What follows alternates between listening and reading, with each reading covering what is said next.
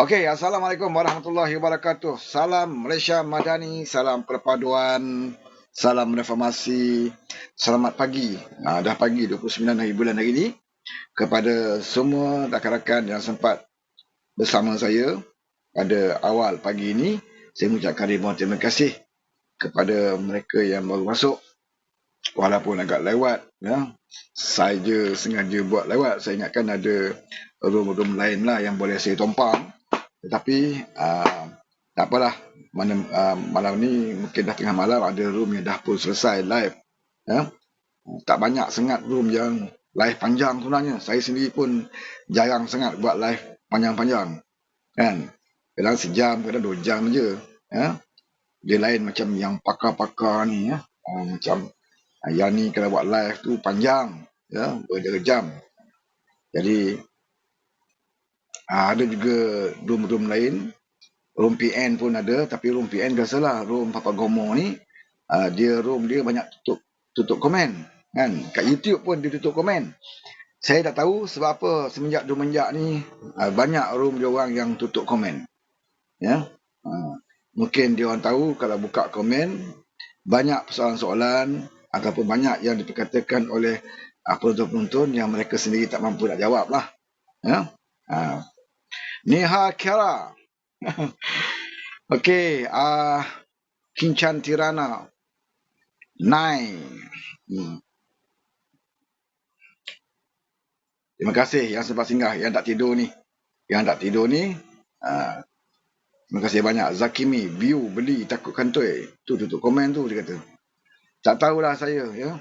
Kalau kita buat live, kita beli view ni, sebenarnya kita menipu diri kita sendirilah, kan. Kita syok sendiri tengok view banyak, ya, sampai beribu-ribu view, tetapi kita tahu bahawa kita beli view, kan. Jadi kita syok sendirilah sebenarnya, kan. Lebih baik kita buat secara biasa, tak kiralah berapa view yang ada, kan. Yang pentingnya penerangan kita. Sebab tu bila saya buat live, saya tak peduli view apa, ya. Sebab kalau view banyak pun lainlah. Kalau satu kepala tu RM10, memanglah kita akan cari view yang banyak, kan. Satu kepala RM10 kita dapat, kita akan cari view seramai mungkin lah. Tapi kalau view banyak macam mana pun tak ada apa-apa, ya. Cuma banyak view, banyaklah orang mendengar penerangan kita, itu saja, ya. Jadi kalau ada 10 orang, ya, tak ramai, 10 orang je dengar kita buat penerangan pun tak apa, kita boleh bercakap. Sebab tu saya beritahu kawan-kawan, kalau mereka buat live nak cerita pasal politik contohnya, jangan bimbang tentang view, ya. Kalau anda ada 10 orang pun jangan fed up, ya. Jangan nampak 10 orang kita pun tutup live. Sebab apa? Tak ramai. Kita nak tunggu sampai 1,000, 2,000, 3,000 baru nak buat live. Tak boleh lah macam tu, 10 orang pun kena buat, ya. Sebab kalau ada 10 orang mendengar penerangan kita, dan penerangan kita itu betul, tidak memfitnah orang, dan penerangan itu baik untuk orang lain, sekurang-kurangnya kita dapat pahala. Tuhan bagi pahala kita tak bergantung pada view, ya. Sama je, view banyak tak banyak, Tuhan bagi pahala. Kalau kita ikhlas, ya, apa yang kita sampaikan, maka insya-Allah dapat pahala, ya. Tuhan tak tengok view kamu banyak, saya bagi pahala banyak. View kurang, pahala kurang. Tak ada view langsung, tak ada pahala. Tak ada, ya. Tak bergantung pada view. Itu satu. Yang kedua, kalau 10 orang yang mendengar kita bercakap, ya, katalah 10 orang saja yang mendengar kita bercakap, kita dapat tarik seorang, 2 orang yang boleh, ya, bersama dengan kita, kebenaran yang kita bawa, itu pun sudah hebat, ya. Satu hari 10 orang yang menonton kita, dan kita dapat tarik tak sampai separuh lah, dapat tarik 2 orang je, itu pun dah cukup baik, ya. Besok pagi buat lagi, kalau ada 10 orang lagi besok pagi, tarik lagi 2, macam itulah. Jadi sebab itu kita kena konsisten, ya. Kita kena konsisten lah. Kalau nak buat live, kita konsisten. Kalau macam tak boleh buat pagi, kita buat tengah hari. Tak boleh tengah hari, buat petang. Tak boleh buat petang, buat malam. Macam saya kadang-kadang, walaupun saya tak live kat TikTok, ya, ada masanya satu hari saya tak live kat TikTok, ya, tapi saya ada buat live kat YouTube. Ada juga medium lain yang saya buat, ya. Dekat YouTube saya buat, dekat TikTok pun buat. Cuma saya tak buatlah serentak macam sekarang ni. Saya live kat TikTok. Saya tidak buat serentak dengan YouTube. Ya. Sebab kalau saya buat serentak, YouTube ni, contohnya kalau saya buat live sekarang kat TikTok, kalau adalah kawan-kawan kita yang naik kotak, kan, di TikTok saja nampak. Dekat YouTube dia tak nampak, dia dengar suara je. Kan? Boleh juga nak buat sebenarnya. Macam Lokman Adam, dia rajin buat. Ya. Dia buat TikTok dan sekali dengan YouTube. Tapi saya buat kalau TikTok, TikTok saja. Kalau YouTube, YouTube saja. Nah, tapi kebanyakan apa yang saya cakap di TikTok ini, biasanya saya akan ambil, saya akan edit, saya akan jadikan konten di dalam YouTube. Bermakna bukanlah membazir. Ya? Jadi bagi kawan-kawan yang tak sempat masuk ke TikTok ni, boleh tengok balik dekat saya punya YouTube. Jadi kena subscribe lah. Ya? Di sini lah saya nak promote juga channel YouTube saya, Fauzdin Channel. Ya, F-A-U-Z-D-I-N, Fauzdin Channel. Di situ ada saya punya channel. Kadang-kadang ada yang macam hari ni, kadang-kadang bila saya cakap live kat TikTok, kalau dah habis kita live, tuan-tuan mungkin tak boleh tengok, kan? Tak boleh tonton balik. Kecuali saya lah, saya host, saya boleh simpan rakaman ini. Dan saya akan edit dan saya akan jadikan konten di dalam YouTube pula. Maknanya mereka yang tak sempat bersama live TikTok sekarang, dia boleh ikuti dekat channel YouTube. Tapi dah diedit lah. Sebab kita nak bagi, jangan ada banyak terlalu panjang kan. Saya akan buat konten dalam 22 minit, 25 minit macam tu. Saya akan pecah-pecahkan supaya penerangan tu tidak terlalu panjang dekat YouTube. Okay? Jadi sentiasa kita konsisten lah kita buat. Kalau dulu saya biasa menulis, sebelum kita perkenalkan dengan TikTok ni, saya banyak menulis sebenarnya dekat Facebook, dekat blog, kan. Jadi banyaklah saya menulis. Sekarang ni blog masih aktif, tapi dekat blog saya tu saya banyak ambil rakaman-rakaman live saya masukkan dalam blog. Dulu blog ni popular lah. Kalau orang lama-lama dia tahulah, kan. Blog ni dia macam tempat rujukan maklumat tentang politik-politik. Pada zaman-zaman reformasi dulu, tidak ada Instagram, tidak ada Telegram, tidak ada Facebook, tidak ada TikTok macam ni, tidak ada Space, kan. Jadi orang banyak tertumpu kepada blogspot ataupun website lah. Itu zaman-zaman dulu. Okay. Sibuklah Kak Ji ni, tukar baju lah. Aku punya pasal lah nak pakai baju apa. Kau jadi penonton boleh pula nak arah-arahkan host pakai baju apa. Ini pakai baju ni pun untung lah. Kalau aku tak baju apa cerita. Komplain banyak lah. Hantar baju sini, host. Orang pakai baju berbunga-bunga, marah. Orang pakai baju t-shirt apa pagoda, dia kata pakaian orang tua-tua. Banyak betul lah komplain. Bebel aja kat G ni lah. Kan? Hapus sini baju. Cantik sikit. Baju kot ke, siap dengan tali leher sekali. Nanti nak host, pakai baju kot dengan tali leher. Itu pun komplain nanti tu. Kan? Nak buat live pun nak pakai tali leher ke, dia kata. Itu. Kan? Dah macam walak untik dah ni. Ada je tak kena gaji ni. Hey. Okey, saya cuma nak bagi tahulah. Ya. Sekarang ni kita banyak bercerita tentang, dah tak nak cerita dah tentang langkah-langkah Dubai dan sebagainya. Ya. Sebab kalau banyak cerita tentang Dubai ni, ya, menampakkan bahawa kita cuba nak bawa satu hikayat, hikayat cerita-cerita dongeng. Kan? Sesekali bolehlah cerita-cerita dongeng ni, kalau sesekali kita bercerita, seronok. Kan? Macam kita cerita dengan anak kita, dengan cucu-cucu kita cerita tentang kisah Pak Pandi, kan? Kisah Lebay Malang, apa lagi? Ya? Cerita hikayat dulu lah.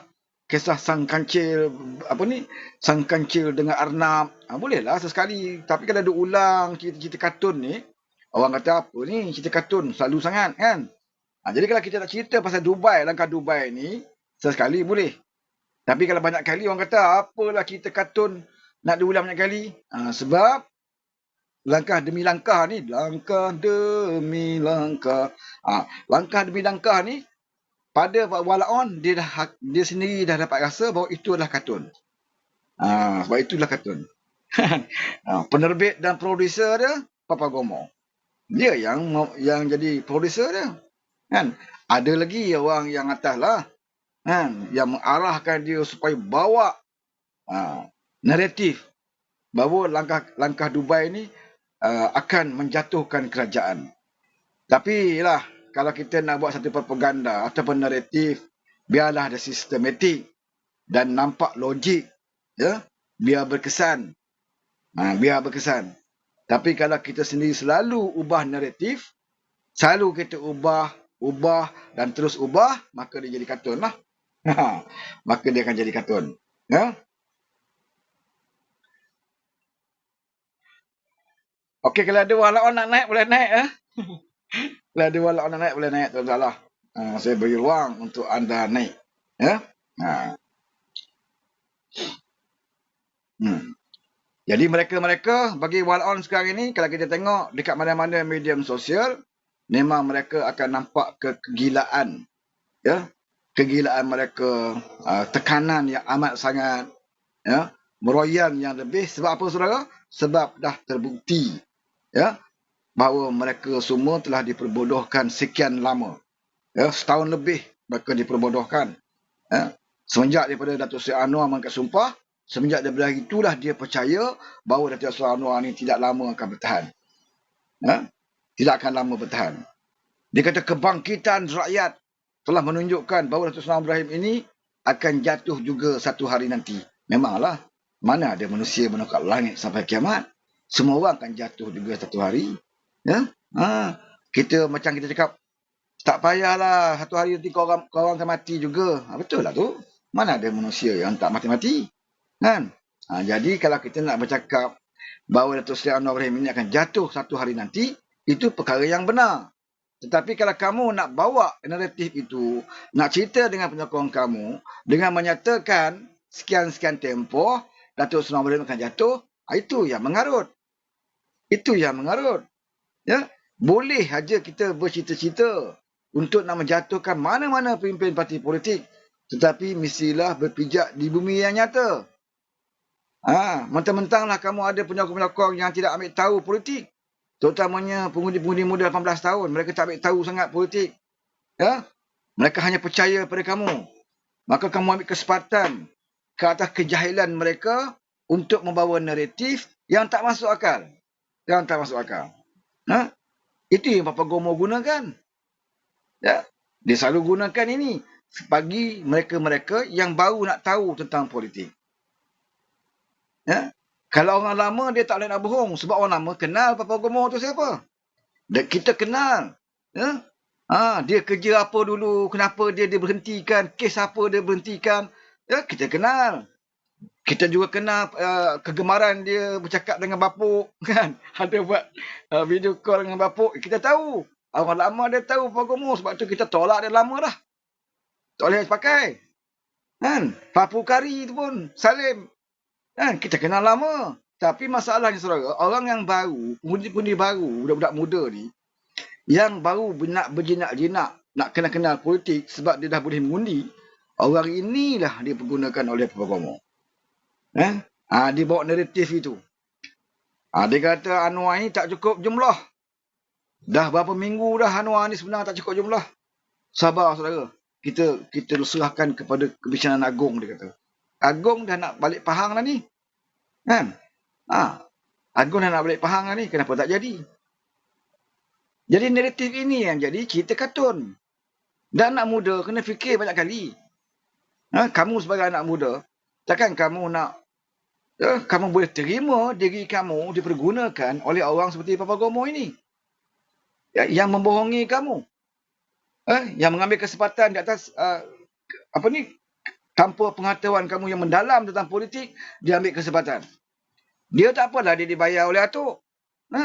Atuk ni dia akan bayar siapa saja, saudara. Asalkan boleh bantu dia untuk menentukan bahawa Anwar ni tak boleh jadi Perdana Menteri lama. Ni Atuknya style. Dia sanggup lakukan apa saja asalkan kau boleh bantu tak aku menentukan Anwar ni tak lama jadi Perdana Menteri. Ini Atuk akan buat apa saja. Banyak sejarah dia membuktikan. Bahkan dia sanggup. Dia sanggup lawan Presiden masa dia dalam parti UMNO dulu, dia sanggup lawan presiden parti UMNO pun. Dia sanggup juga mengharamkan parti dia. Parti dia sendiri, parti yang mengangkat dia menjadi Perdana Menteri. Ya, pernah jadi Perdana Menteri lama, dia sanggup haramkan. Ini Perangai Mahathir. Ya. Dia sanggup berhabis. Apa pun, asalkan matlamat dia tercapai. Jadi sebab itu tak pelik. Kalau ada orang dibayar oleh Atuk, ya, untuk membawa naratif propaganda untuk memburukkan Datuk Seri Anwar Ibrahim. Tetapi apakah dia berjaya? Jawapannya tidak. Kalau dengan orang lain, ya. Kalau dengan pemimpin lain, ya. Banyak yang dia berjaya. Ya. Dia berjaya menghuru-harakan, dia berjaya untuk memburukkan Tengku Abdul Rahman dulu. Dia menulis buku, memburuk-burukkan Tengku Abdul Rahman. Perdana Menteri Malaysia yang pertama, bapa kemerdekaan kita, itu pun dia tak hormat, dia pernah burukkan Tengku Abdul Rahman. Ya. Dia pernah memburuk-burukkan Tun Hussein On, ya, bapa Malaysia Mudin. Ya. Dan dia juga pernah memburukkan Pak Lah.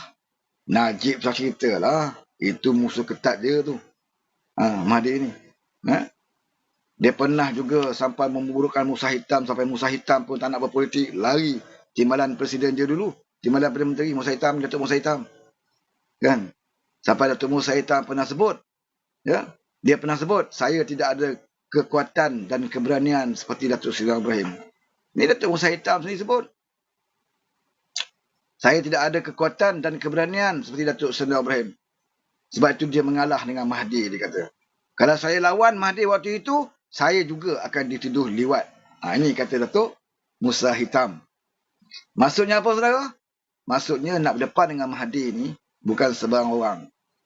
Nak berdepan dengan Mahathir ni mesti ada orang yang berani, ada orang yang tak takut, ya? Dan orang tu mesti ada kekuatan politik, keupayaan dia untuk nak berdepan dengan Mahathir. Maknanya kalau nak tewaskan Mahathir, kita kena lebih daripada Mahathir. Kalau kita bawah pada dia, kalau Mahathir ni kaki songlap, kita pun kaki songlap, lupakan saja kamu nak lawan Mahathir. Kalau Mahathir ni zalim dengan orang dan kita lebih zalim daripada dia, tak payah lawan dengan Mahathir. Ya, nak lawan dengan Mahathir ni, mesti orang yang bersikap yang bertentangan dengan dia. Dan tahu kelemahan Mahathir. Kita tahu kelemahan dia. Dan kita juga tahu di mana kekuatan Mahathir. Kekuatan Mahathir terletak pada mana? Pada huruf M-nya kah? Pada hidung panjangnya kah? Itu persoalan juga tu. Kan? Di mana letaknya kekuatan Mahathir Mohamad? Pada kutinya kah? Itu persoalan juga. Di mana letak kekuatan dia? Kekuatan dia hanya terletak kepada kezaliman dan kediktaturan dia. Itu kekuatan dia. Ya, dia jadi Perdana Menteri lama pun kerana dia mengamalkan ini. Ya, sifat diktator dia. Dalam UMNO pun. Dalam parti UMNO sendiri. Ya, dia buat undang-undang, memperkenalkan undang-undang. Bila dia nyaris-nyaris kalah dengan Tengku Razali dalam pemilihan presiden UMNO, dia sanggup mengharamkan parti UMNO, buat parti baru. Dah buat parti baru seperti mana yang pernah saya sebut, saya ulang selalu. Dia buat parti baru, dia sekat kumpulan Tengku Razali. Supaya orang ni tak boleh lawan dia lagi. Nyaris aku kalah dia buatnya, dia kata. Sebab tu dia buat parti baru, dia tapis semua orang. Dia cari pemimpin yang tak berani lawan dia, okey masuk. Yang agak melawan dia, jangan bagi masuk. Sehingga Tengku Razali terpaksa buat parti lain. Parti Melayu Semangat 46. Mahathir tubuh parti UMNO baru. UMNO lama dia dah haram lah. Ni jahat Mahathir ni. Dia sanggup buat macam tu. Dia sanggup lakukan. Asalkan dia boleh selamat dalam politik. Dan dia juga memperkenalkan undang-undang di dalam parti dia sendiri, parti UMNO, siapa nak lawan presiden UMNO, kena ada syarat, iaitu mendapat pencalonan. Saya tak ingat dah jumlah dia. Tapi mesti dapat pencalonan, mungkin dalam 10-20 pencalonan macam tu. Mesti ada bahagian-bahagian sejumlah yang tertentu, cukup jumlah, baru boleh lawan dia kata. Ni, dia buat peraturan macam tu, supaya tak ada orang yang akan lawan dia. Maknanya, nak bertanding, nak lawan dia, dia letak syarat dulu. Nak lawan presiden UMNO, ada syarat. Kamu kena dapatkan pencalonan sekurang-kurangnya, 20 ke 10 ke, macam itulah. Nak dapat sokongan bahagian bukannya mudah. Seluruh Malaysia ni, macam UMNO ni. Jadi ramai yang tak boleh nak lawan dia. Maka dia jadi presiden lama. 22 tahun. Dia jadi presiden dan juga Perdana Menteri. Ini cara Mahathir nak hidup dalam politik. Itulah kekuatan dia. Menipu, diktator, zalim, itu kekuatan dia. Dan waktu itu malangnya negara kita ni, yang majoritinya Melayu asli, Melayu jati, Melayu tulen, tak ada seorang pun mampu berdepan dengan Mahathir, ya, yang berasal daripada Kerala ini. Kita sanggup negara kita dipimpin oleh diktator yang bukan Melayu jati, yang mengatakan dia Melayu lebih pada Melayu, tetapi keturunan dia daripada India. Kita bukan nak main perkauman, kita bukan nak resis, ya? Cuma kita nak bagi tahu dia, kalau betul dia nak perjuangkan Melayu, kita tak peduli dia datang daripada mana. Kita tak peduli dia berasal daripada mana. Tapi Melayu itu harus diperjuangkan dengan bersungguh-sungguh. Bukan dengan menekan Melayu. Bukan hanya kamu menyelamatkan Melayu, geng-geng kamu, kroni-kroni kamu saja. Pada kamu itulah Melayu. Saya telah sokong Melayu. Siapa dia? Daim Zainuddin. Saya sokong. Saya bantu dia. Melayu lah tu, dia kata. Siapa lagi Melayu? Tajuddin Ramli. Saya selamatkan Syarikat Emas.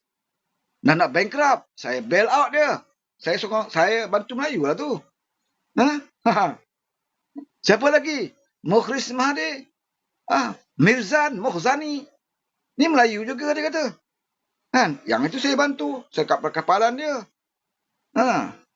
Itu. Melayu pada Mahathir itu dia. Yang ini yang dia selalu sebut bahawa dia adalah pejuang Melayu.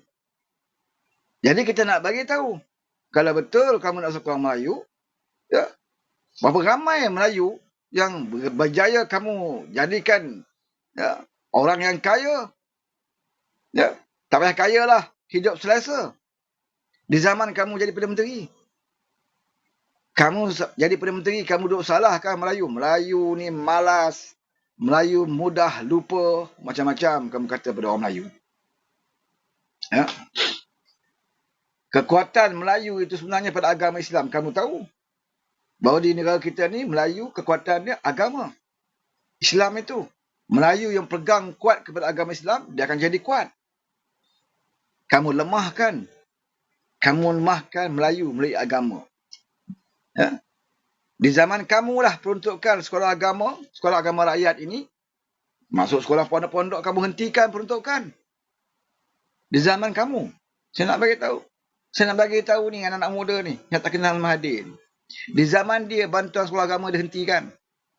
Walhal dia tahu kekuatan Melayu adalah pada agama dia. Kalau Melayu yang pegang kuat pada agama, itulah kekuatan Melayu. Kalau Melayu tidak berpegang lagi dengan agama, hancur orang Melayu. Sebab itu lahirnya Melayu zalim, Melayu perasuah, penjenayah di kalangan Melayu. Sebab tidak berpegang kepada agama. Mahathir tahu itu. Sebab itu, salah satu cara nak menghancurkan orang Melayu, kena hapuskan dulu. Jangan beri bantuan kepada sekolah-sekolah agama. Kerana bagi Mahathir, pada anggapan dia, ya, kalau orang Melayu kuat beragama, maka orang ini akan menolak kepimpinan dia. Kalau ramai orang Melayu tahu tentang agama, orang takkan pilih dia sebagai pemimpin. Sebab itu, kena hapuskan pendidikan agama ini. Sebab dia nak berkuasa lama. Kalau nak berkuasa lama, jangan bagi orang lawan dia. Jangan bagi orang Melayu bangkit lawan dia. Dengan itu, jangan bagi orang Melayu tahu tentang agama. Maka dia gunakan alasan, sekolah-sekolah agama ini akan melahirkan banyak pengganas-pengganas. Banyak pelampau-pelampau Islam. Sebab itu tak ada bantuan diberikan. Dihentikan bantuan. Sebab itu dia menjadi Perdana Menteri. Bantuan sekolah agama dihentikan. Bantuan untuk syarikat kroni-kroni dilipat gandakan. Ini Mahathir. Siapa dengan geng dia? Ya, kalau mereka cukup senang. Sebab tu tycoon-tycoon besar amat seronok di bawah pemerintahan Mahathir Mohamad. Sebab dengan dia mudah. Ampu jilat dia, ikut cakap dia, beres. Jangan sesekali lawan dia. Lawan dia, tak kiralah kamu bangsa apa, kamu akan teraniaya di bawah Mahdi Muhammad. Itu perangai Mahdi Muhammad. Sebab itulah dalam banyak-banyak pemimpin politik, yang paling teruk dizalimi, dianiaya adalah Anwar Ibrahim. Walaupun Mahathir ni punya musuh yang ramai, dia Tun Abdul Rahman pun jadi musuh dia. Dia dengan Tun Razak je, tak lama. Tak boleh nak jadi musuh dengan Tun Razak sebab apa? Sebab Tun Razak tu umur dia pendek. Dia jadi Perdana Menteri sekejap je Tun Razak ni. Kalau lama, Tun Razak pun dia akan lawan. Tapi sebab Tun Razak ni nyawa dia pendek, umur dia singkat, maka dia jadi Perdana Menteri sekejap. Tak sempat Mahathir nak lawan dia. Selain daripada semua Perdana Menteri dia lawan. Semua saudara. Tak ada seorang pun terselamat daripada Mahdi Muhammad. Yang terselamat siapa? Yang selamat dia. Time dia jadi Perdana Menteri, jangan lawan dia. Suatu orang lain jadi Perdana Menteri, dia akan lawan. Kononnya perjuangkan orang Melayu. Kononnya dialah yang berani lawan Perdana Menteri. Dialah pejuang. Dia nak jadikan dia hero. Sebab itu dia berani lawan Tengku Rahman. Dia nak tunjuk dia hero. Tapi bila dia jadi Perdana Menteri, jangan ada sesiapa berani tegur dia. Kalau kamu tegur dia, kamu pula jenis ada kes, kamu pun kaki sakau, kemudian kamu nak lawan Mahathir. Memang jadi mangsa lah kamu. Kalau kamu kaki sakau, kamu juga tak bersih, kemudian kamu nak lawan Mahathir waktu itu, kamu akan menjadi mangsa dia. Hanya orang yang ada kekuatan dalam hati, kekuatan mental, rohaninya, dan mereka orang yang bersih, yang berintegriti, hanya orang itu saja yang boleh berdepan dengan Mahathir. Dan tak ada tokoh lain waktu itu. Hanya Anwar Ibrahim saja. Lain tak ada siapa yang berani. Macam mana saya sebut dulu. Tun Musa Hitam. Tun Musa Hitam ni bukan perasuah pun. Dia bagus orang pemimpin Melayu anak Johor. Dia orang yang bagus. Usia dia, masa dia bersara, masa dia keluar dari politik pun usia dia masih muda. Tapi dia tak sanggup nak berdepan dengan Mahathir. Dia letak jawatan. Tinggalkan jawatan Timbalan Perdana Menteri, Timbalan Presiden UMNO dan belah. Tak sanggup berdepan dengan Mahathir. Siapa lagi yang sanggup berdepan dengan dia? Tak ada. Tengku Razali pun tak boleh pergi. Akhirnya Tengku Razali melutut dengan Mahathir juga. Dua parti Melayu Sabtu 6 bertahan berapa penggal? 2 penggal tak salah saya dalam pilihan raya. Parti Melayu Sabtu 6 bertanding pilihan raya tak salah saya 2 penggal aja. Lepas tu habis. Parti terpaksa terbubar. Berkubur parti dia. Kemudian kembali kepada UMNO. Di zaman Mahathir. Keluar di zaman Mahathir, masuk UMNO balik pun di zaman Mahathir. Maka Mahathir seronok. Sebab musuh-musuh dia akhirnya melutut dengan dia. Hebat-hebat Tengku Razali pun akhirnya dia kata melutut dengan dia juga. Jumpa dia juga dalam UMNO. Rais Yatim yang dia katakan hebat sangat. Datuk Rais Yatim ni. Kan? Orang lama kenal orang je lebu. Orang kampung saya. Ahli parlimen saya dulu lama. Datuk Rais Yatim ni. Dia kata hebat sangat. Akhirnya keluar UMNO, ikut semangat 46, last kali semangat 46 tak boleh lagi. Bubar parti semangat 46, masuk UMNO balik. Melutut dengan Mahathir balik. Sebab itu dia seronok kalau orang melutut dengan dia. Orang hebat-hebat dalam UMNO, Tengku Razali, orang hebat, Rais Yatim punya orang lama, orang hebat, semua melutut dengan dia, saudara. Seorang manusia je tak akan melutut dengan dia dan tak pernah melutut dengan dia daripada dulu sampai sekarang. Orang itu adalah Anwar Ibrahim.